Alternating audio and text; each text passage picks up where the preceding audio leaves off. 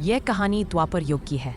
द्वापर युग में मथुरा पर काल्यावन नामक एक शक्तिशाली और क्रूर राक्षस ने हमला किया। काल्यावन को वरदान था कि उसे न कोई हथियार मार सकता है, न कोई यादव योद्धा। जब काल्यावन ने भगवान श्री कृष्ण को युद्ध के लिए ललकारा तो एक अप्रत्याशित घटना हुई। भगवान कृष्ण मैदान छोड़कर भागने लगे। कालयवन अहंकार में भरकर कृष्ण का पीछा करने लगा। वह चिल्लाया, कहां भाग रहे हो कायर? कृष्ण भागते रहे और इसी कारण उन्हें रणछोड़ नाम मिला। कालयवन को लगा कि उसने भगवान को डरा दिया है। भागते हुए कृष्ण धौलपुर के पास एक अंधेरी और रहस्यमयी गुफा में घुस गए। कालयवन भी उसके पीछे भागा। उस गुफा के भीतर सदियों से एक महान राजा मुचुकुंद गहरी नींद में सो रहे थे।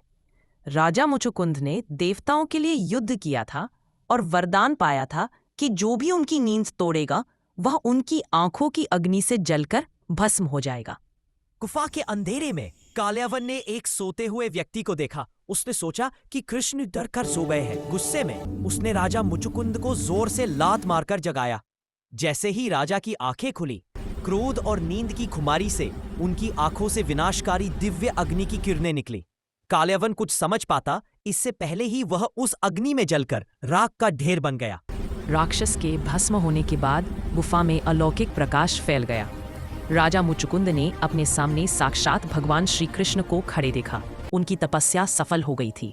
भगवान ने राजा को मोक्ष का आशीर्वाद दिया। ये वही स्थान है जहां अधर्म का नाश हुआ और एक भक्त को भगवान के दर्शन हुए। राजा मुचुकुंद ने इसी स्थान पर स्थित सरोवर में स्नान किया और तपस्या की। आज यह मचकुंद सरोवर अपनी इसी चमत्कारी और दिलचस्प कहानी के कारण एक प्रमुख तीर्थ स्थल है, जिसे श्रद्धापूर्वक तीर्थों का भांजा कहा जाता है।